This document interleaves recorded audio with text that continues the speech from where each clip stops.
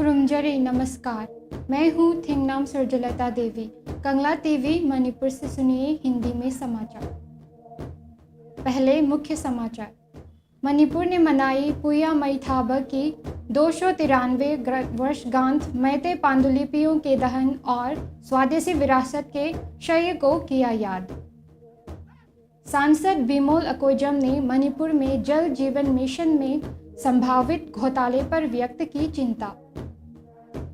दिल्ली में मणिपुर के बीजेपी विधायकों कर रहे हैं इंतजार, क्योंकि केंद्र नेतृत्व राज्य की राजनीतिक अनिश्चितता को सुलझाने में कोई खास तत्परता नहीं दिखा रहा।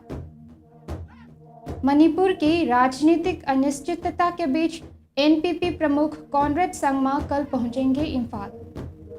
कुंद्राकपम केंद्र के विधायक टीएच लोकेश्वर ने बीजेपी सरकार की नाकामी पर साधा निराशा। जनता के आईडीपी विस्थापितों के अधिकार के लिए आवाज उठाने की अपील की। जलियांगरोंग यूनाइटेड फ्रंट ने नागा गुटों से जुड़े कार्यकर्ताओं को एकजुट होने का निमंत्रण दिया।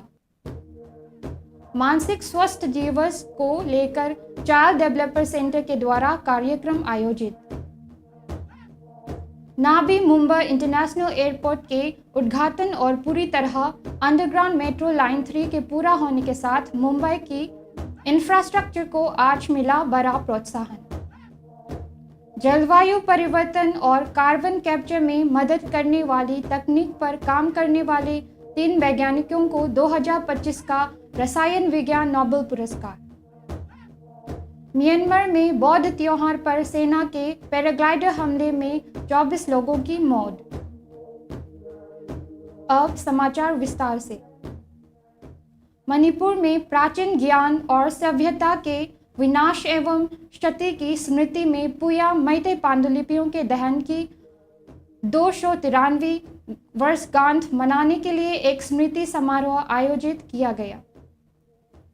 ACOAM लूप कंगलेपा के अध्यक्ष सोराइसम संजीत ने कहा कि पुया का दहन केवल धार्मिक ग्रंथों का नाश नहीं था, बल्कि यह मणिपुर की सांस्कृतिक पहचान और उसकी गहरी ज्ञान परंपरा के मिट जाने का प्रतीक है।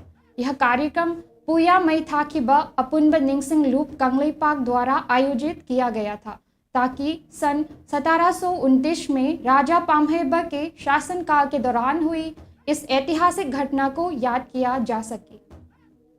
यह स्मरण कार्यक्रम Yumnam Kesho community hall नावरमथोंग इम्फा waste में आयोजित किया गया, जहां प्राचीन विद्वानों और आध्यात्मिक नेताओं की स्मृति में श्रद्धांजलि और प्रार्थना अर्पित की गई। कार्यक्रम के दौरान संजीत ने कहा कि जिस दिन पुया को जलाया गया था वह कंगलेपाक यानी मणिपुर के इतिहास का सबसे अंधकारमय दिन था। पुया में उस भूमि की नैतिक, सांस्कृतिक और आध्यात्मिक जड़ों का ज्ञान निहित था, जिसे संतदास गोसाई, जो क्षेत्र से बाहर का एक ब्राह्मण था, ने राजा पाम्हेबा के आदेश पर आग लगा दी थी। इस घटना के परिणाम स्वरूप मणिपुर के बड़े पैमाने पर सांस्कृतिक और धार्मिक परिवर्तन हुए। उन्होंने आगे कहा कि आज भी बहुत से लोग इस त्रासदी की पूरी गहराई से अनजान हैं और इस कार्यक्रम का उद्देश्य जनता को अपनी भूमि की सच्ची पहचान और इतिहास को संरक्षित रखने के महत्व की याद दिलाना है। विभिन्न संगठनों और व्यक्तियों ने इस समारोह में भाग लेकर श्रद्धांजलि अर्पित की और राज्य की स्वदेशी आस्था, संस्कृति और विरासत की रक्षा का संकल्प लिया।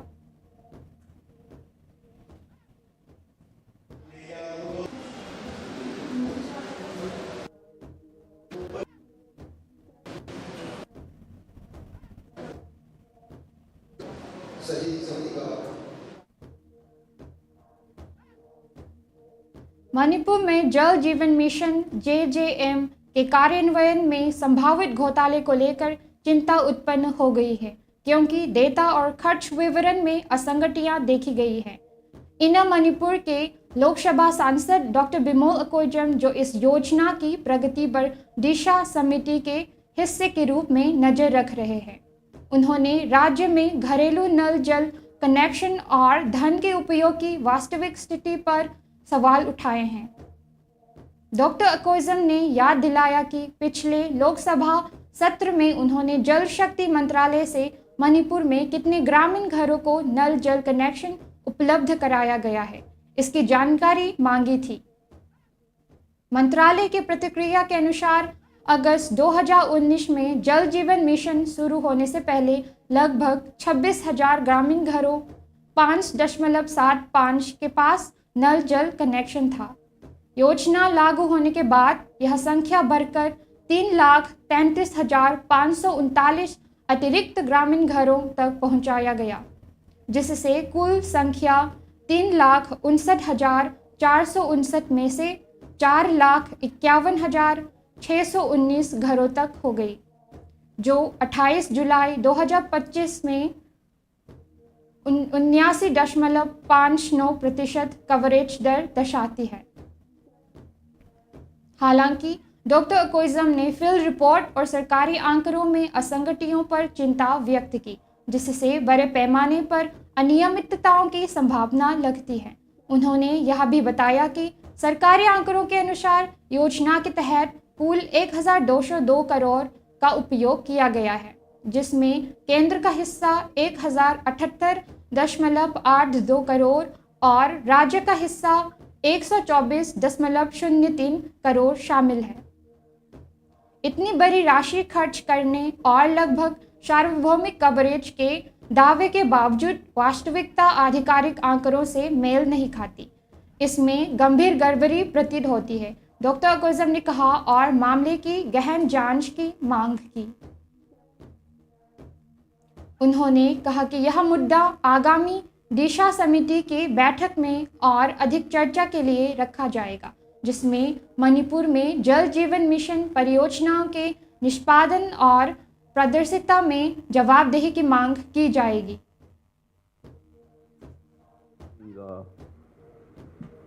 A possible scam in Manipur involving Jal Jeevan Mission. I have been following this as a part of our Disha committee meeting, which is the district level development and monitoring. करीब 27 बीजेपी विधायकों जो कल से नई दिल्ली में डेरा डाल रहे हैं, अब तक प्रधानमंत्री नरेंद्र मोदी या गृह मंत्री अमित शाह से नहीं मिल पाई हैं। मणिपुर भवन में हुई उनकी बैठक नए नेता के चयन पर सहमति में बिना समाप्त हो गई और मामला पार्टी के केंद्र नेतृत्व पर छोड़ दिया गया। रिपोर्ट्स के मुताबिक पूर्व मुख्यमंत्री एन बीरेन सिंह ने अध्यक्ष थोकचम सत्यव्रत सिंह को सरकार का नेतृत्व करने के लिए समर्थन दिया है। हालांकि दोनों नेताओं के बीच हाल के महीनों में रिश्ते तनावपूर्ण रहे हैं। विधायकों के आज बीजेपी इंचार्ज संबित पत्र से मिलने की संभावना है। हालांकि सूत्रों का कहना है कि केंद्र बीजेपी फिलहाल मणिपुर के सरकार गठन को प्राथमिकता नहीं दे रही है, क्योंकि पार्टी का ध्यान आने वाले बिहार लोकसभा के चुनाव पर केंद्रित है, जिससे एक महत्वपूर्ण राजनीतिक मुकाबला माना जा रहा है। विश्लेषकों का मानना है कि मणिपुर को लेकर कोई ठोस निर्णय शायद बिहार के नेताओं के बाद ही लिया जाएगा। फिलहाल मणिपुर का राजनीतिक भविष्य बीजेपी की राष्ट्रीय चुनावी प्राथमिकताओं के साए में नजर आ रहा है।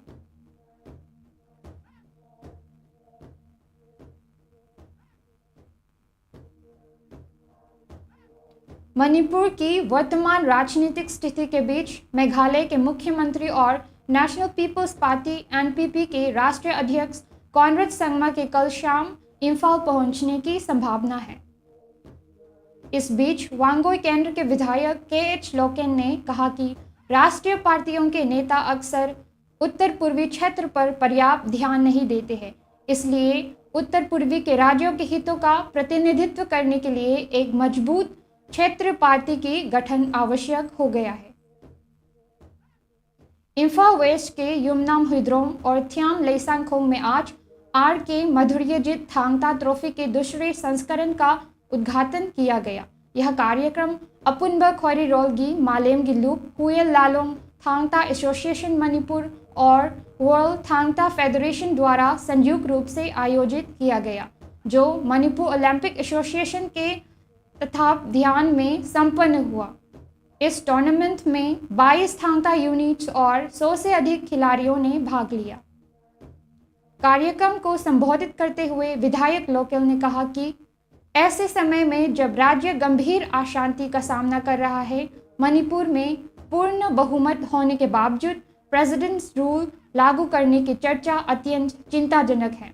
उन्होंने यह भी कहा कि बीजेपी विधायक जो वर्तमान में अपने राष्ट्रीय नेताओं से मिलने दिल्ली गए हैं, उन्हें यह गंभीरता से सोचना चाहिए कि क्या उनकी यह यात्रा किसी ठोस परिणाम तक पहुंचेगी।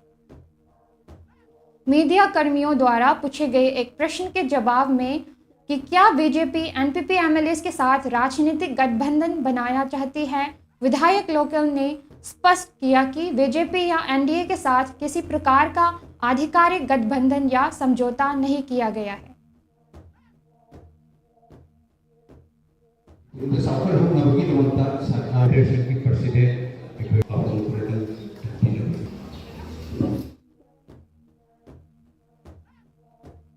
कुंद्राकपम केंद्र के विधायक टीएच लोकेश्वर ने कहा कि जिस तरह MNNREGA के कार्यों की जानकारी सार्वजनिक की जाती है, उसी तरह pre fabricated temporary shelter homes के निर्माण का पूरा ब्यौरा भी जनता के सामने होना चाहिए। उन्होंने आरोप लगाया कि इंटरनली डिस्प्लेस्ड पर्सन्स IDPs के नाम पर केंद्र से आए करोड़ों रुपए का दुरुपयोग हो रहा है और सरकार जानबूझकर लोगों को उनके घर वापस नहीं देना चाहती है ताकि कुछ लोग इस फंड से अवैध रूप से लाभ उठा सके। उन्होंने इसे बीजेपी सरकार की बेईमानी और अयोग्यता का उदाहरण बताया। यह कार्यक्रम ऑल मणिपुर दलित डेवलपमेंट एसोसिएशन AMDDA द्वारा सजीवा में आयोजित किया गया। विधायक लोकेश्वर ने कहा कि आज तक यह स्पष्ट नहीं किया गया है कि राहत शिविरों में कितनों लोग रह रहे हैं। उन्होंने कहा कि शिविरों की अमानवीय स्थिति, पीड़ितों की पीड़ा और राज्य की अव्यवस्था, यह सब बीजेपी सरकार की असफलता को दर्शाती है।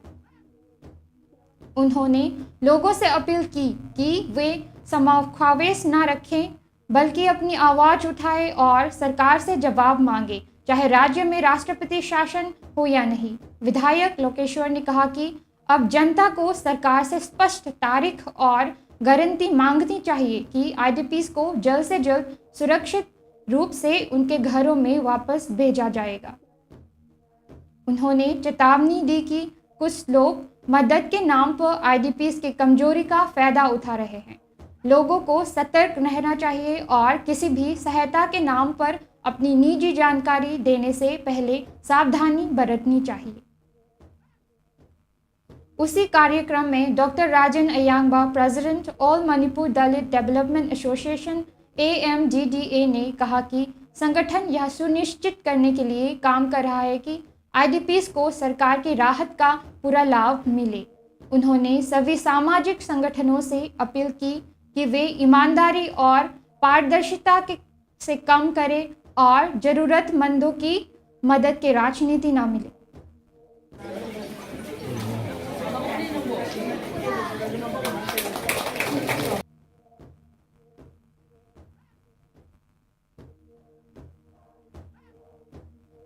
जलियांगरोंग यूनाइटेड फ्रंट JUF ने सभी जलियांगरोंग कार्यकर्ताओं का स्वागत करते हुए उन्हें अपने संगठन में शामिल होने का निमंत्रण दिया। फ्रंट ने स्पष्ट किया कि भारत सरकार के साथ चल रही राजनीतिक वार्ता का उद्देश्य जलियांगरोंग राजनीतिक मुद्दों को सुलझाना और उन्हें एकीकृत प्रशासनिक और राजनीतिक ढांचे के तहत लाना है। घोषणा में कहा गया कि जलियांगरोंग राज्य की लंबित मांग को भारत सरकार की निष्क्रियता और नागा राष्ट्रीय आंदोलन के कारण विलंबित किया गया, जिसके चलते जलियांगरोंग क्रांतिकारी आंदोलन को स्वतंत्र रूप से संगठित होना पड़ा।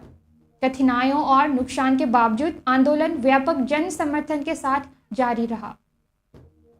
JUF ने यह स्पष्ट किया कि यह संगठन नागा गुटों से अलग है और इसके अपने स्वतंत्र उद्देश्य है। फ्रंट ने कहा कि सोशल मीडिया पर JUF से शांति वार्ता में शामिल होने के लिए किए गए आह्वान केवल व्यक्तिगत राय है और संगठन का आधिकारिक दृष्टिकोण नहीं दर्शाती। फ्रंट ने सभी जेलियांगरोंग नेताओं और कार्यकर्ताओं का खुले दिल से स्वागत करते हुए उन्हें एक परिवार के रूप में मिलकर काम करने का आग्रह किया, ताकि जेलियांगरोंग जनजातीय समुदाय की राजनीतिक आकांक्षाओं को साकार किया जाता है। फ्रंट ने जोर दिया कि व्यापक नागा राष्ट्रीय मुद्दों में योगदान देने से पहले जेलियांगरोंग समुदाय की एकता आवश्यक है। अंत में फ्रंट ने सभी जेलियांगरोंग नेताओं और कार्यकर्ताओं से अपील की कि वे एक साथ आएं और अपने परिवार के संगठन को मजबूत करें, ताकि सामूहिक उपलब्धियों और राजनीतिक प्रगति को बढ़ावा दिया जा सके।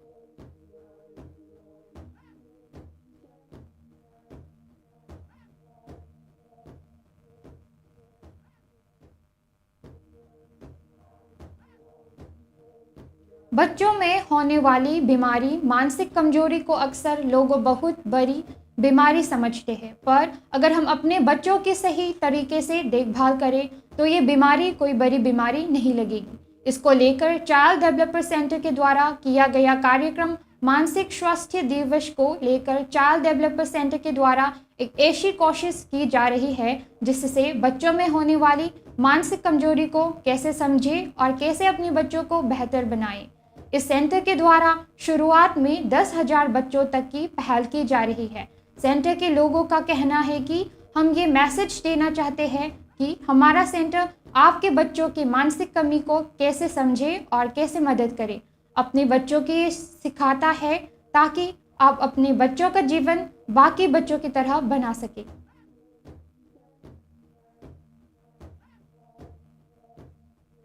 On the aspect of business. So Listen Business primarily works with students in places like Kota, Srinagar, Lucknow, Patna, etc. for providing mental health support during their test preparation. Bharat के फाइनेंशियल कैपिटल अब New York, Delhi और London, Tokyo जैसे global शहरों की कतार में शामिल हो गई हैं, जहां एक से ज़्यादा इंटरनेशनल एयरपोर्ट है। नवी मुंबई इंटरनेशनल एयरपोर्ट अब देश का पहला ऐसा एयरपोर्ट है जिससे मुंबई को 2 इंटरनेशनल एयरपोर्ट का दर्जा मिला है। लगभग 1160 हेक्टेयर्स में फैला यह एयरपोर्ट पूरी तरह बनने पर 90 मिलियन यात्रियों प्रति वर्ष संभाल सकेगा। इसमें 2 parallel runways, 4 modern terminal buildings और एडवांस्ड कार्गो फैसिलिटीज़ होंगी। शुरुआती चरण में यह हर साल 20 मिलियन यात्रियों और 0.5 मिलियन टन कार्गो संभालेगा। कमर्शियल फ्लाइट्स दिसंबर से शुरू होनी चाहिए। रायगढ़ जिले के पनवेल के पास स्थित यह एयरपोर्ट भीड़भाड़ वाले छत्रपति शिवाजी महाराज इंटरनेशनल एयरपोर्ट को बोझ करेगा और आने वाले 3rd Mumbai satellite city project का अहम केंद्र बनेगा। साथ ही 33.5 किलोमीटर लंबी अंडरग्राउंड मेट्रो लाइन 3 का अंतिम हिस्सा अब शुरू हो गया है, जो अरे से कफ पैरेड तक जाएगी। यह लाइन मुंबई सेंट्रल और CSMT जैसे बड़े रेलवे हब को जोड़ेगी और शहर से सबसे घने इलाकों में तेज यात्रा सुनिश्चित करेगी। करीब 37,270 करोड़ की लागत वाली यह मेट्रो लाइन और नया मुंबई वन ऐप मिलकर शहर में सिमलेस कनेक्टिविटी देंगे, जिससे मेट्रो, बस, मोनोरेल और लोकल ट्रेन के सफ़र अब से एक ही टिकट पर संभव होगा।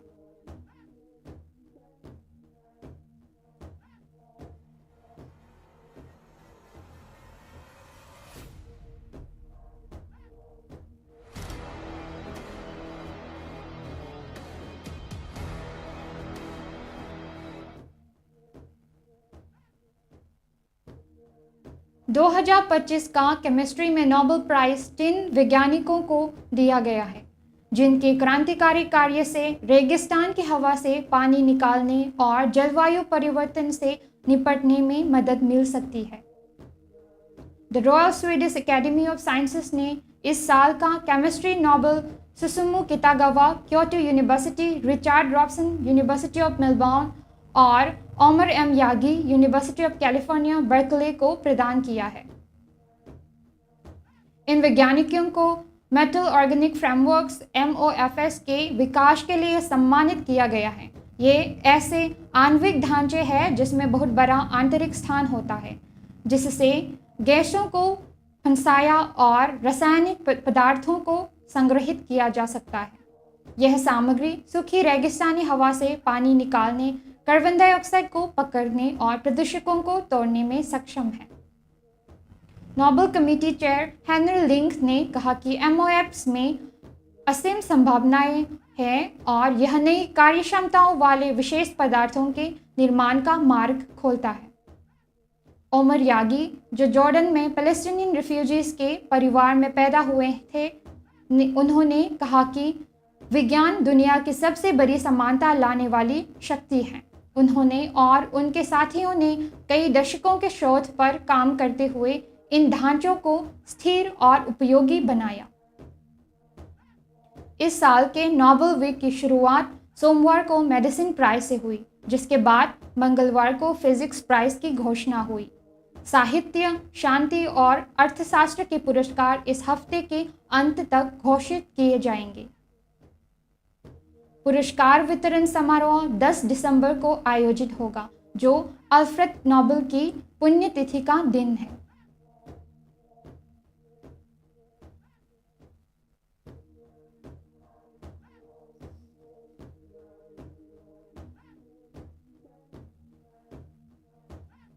कम से कम 24 लोगों की मौत हो गई और 47 अन्य घायल हो गए जब म्यांमार की सेना ने सोमवार शाम चांग यू टाउनशिप, मध्य म्यांमार में एक बौद्ध त्योहार और सैन्य विरोधी प्रदर्शन पर मोटर चालित पैराग्लाइडर से बम गिराए। यह जानकारी देश की निर्वासित सरकार ने दी। लगभग 100 लोग थादिंग्युत फुल मून फेस्टिवल के लिए एकत्र हुए थे, जो सैन्य भर्ती और आगामी चुनावों के खिलाफ एक शांतिपूर्ण प्रदर्शन के रूप में भी आयोजित किया गया था। प्रत्यक्षदर्शियों के अनुसार हमला कुछ ही मिनटों में हुआ, जिससे कई शव बिखर गए और मृतकों में कई बच्चे शामिल थे। मानवाधिकार संगठनों ने इस हमले की कड़ी निंदा की। एमनेस्टी इंटरनेशनल ने इसे पैरामोटर का उपयोग करके किए जा रहे हवाई हमलों की चिंताजनक प्रवृत्ति का हिस्सा बताया, क्योंकि अंतर्राष्ट्रीय प्रतिबंधों का कारण जुंता को विमान और ईंधन की कमी का सामना करना पड़ रहा है। 2021 में सैन्य तख्लीफ के बाद से म्यांमार गृह युद्ध में डूबा हुआ है, जिसमें हजारों लोग मारे गए और लाखों विस्थापित हुए हैं। बड़े हिस्सों पर नियंत्रण खोने के बावजूद सेना ने हाल ही में चीन और रूस से मिले नए ड्रोन और तकनीकों समर्थन के साथ फिर से बढ़त हासिल की है। एमनेस्टी के शोधकर्ता जो फ्रीमैन ने ASEAN से जुंता पर दबाव बढ़ाने की अपील की, यह चेतावनी देते हुए कि नागरिकों को तत्काल सुरक्षा की आवश्यकता है। आलोचकों ने दिसंबर में होने वाले प्रस्तावित चुनावों को जारी सैन्य शासन को वैधता देने का प्रयास बताया है।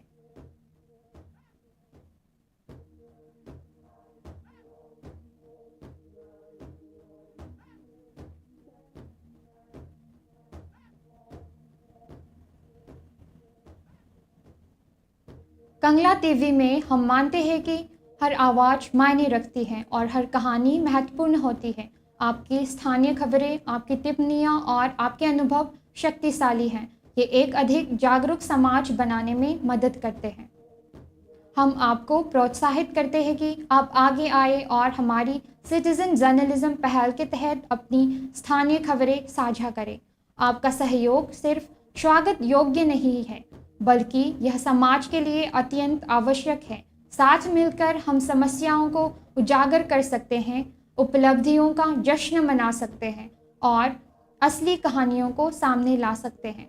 आपके द्वारा भेजी गई हर खबर को हमारे संपादकीय टीम द्वारा पूरी तरह से मूल्यांकन किया जाएगा और आपकी इस प्रतिबद्धता को सम्मानित करने के लिए साल के सर्वश्रेष्ठ नागरिक पत्रकार को 10,000 का पुरस्कार हर साल कंगला टीवी के फाउंडेशन डे 14 सितंबर को प्रदान किया जाएगा।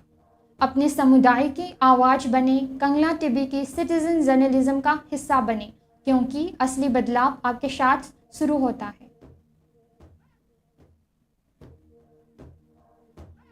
अंत में मुख्य समाचार एक बार फिर। मणिपुर ने मनाई पूया मैथाबा की 293वीं वर्षगांठ। मैते पांडुलिपियों के दहन और स्वदेशी विरासत के क्षय को किया याद। सांसद बिमोल अकोइजम ने मणिपुर में जल जीवन मिशन में संभावित घोटाले पर व्यक्त की चिंता। दिल्ली में मणिपुर के बीजेपी विधायक कर रहे हैं इंतजार, क्योंकि केंद्र नेतृत्व राज्य की राजनीतिक अनिश्चितता को सुलझाने में कोई खास तत्परता नहीं दिखा रहा। मणिपुर की राजनीतिक अनिश्चितता के बीच एनपीपी प्रमुख कॉनरेड संगमा कल पहुंचेंगे इम्फाल।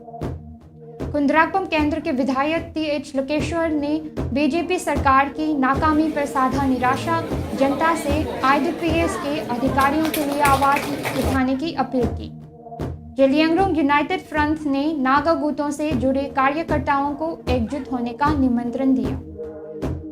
मानसिक स्वास्थ्य दिवस को लेकर चाइल्ड डेवलपर सेंटर के द्वारा कार्यक्रम आयोजित। नाबी इंटरनेशनल एयरपोर्ट के उद्घाटन और पूरी तरह अंडरग्राउंड मेट्रो लाइन 3 के पूरे होने के साथ मुंबई की इंफ्रास्ट्रक्चर को आज मिला बड़ा प्रोत्साहन। जलवायु परिवर्तन और कार्बन कैप्चर में मदद करने वाली तकनीक पर काम करने वाले 3 वैज्ञानिकों को 2025 का रसायन विज्ञान नोबेल पुरस्कार। म्यांमार में बौद्ध त्योहार पर सेना के पैराग्लाइडर हमले में 24 लोगों की मौत।